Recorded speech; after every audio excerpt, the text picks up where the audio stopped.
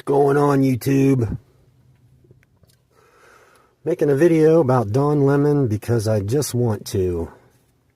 Don Lemon thinks that what he did was journalism. He thinks that he is going to hide behind the First Amendment and hide behind that journalist stuff where you're allowed to go report on anything you want, anytime you want, and you can't stop reporters.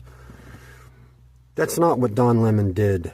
Don Lemon met up with a group that told him, hey, we're going to go disrupt business for somebody.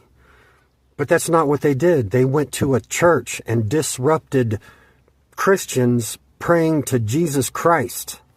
A mob with Don Lemon in tow from a separate parking lot. Lemon's trying to make it like, oh, this started to happen and I just happened to be here and started reporting on it.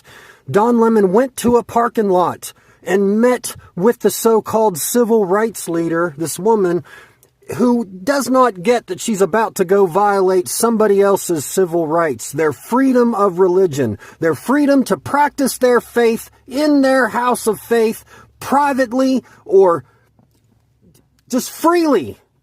How would any other church react to a mob of people coming in because they didn't get their way politically? These people have become terrorists, led by people like Don Lemon.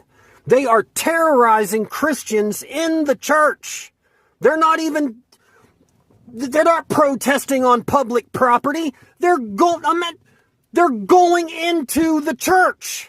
They're not out on the curb trying to make their voices heard. They went into a church, a mob of people crowded around a bunch of children and elderly folks at a church. You know who's mostly in church? Elderly people and children. And Don Lemon's like, oh, this is their right to protest. What do you don't care about the First Amendment? You're a Christian. Go talk to them.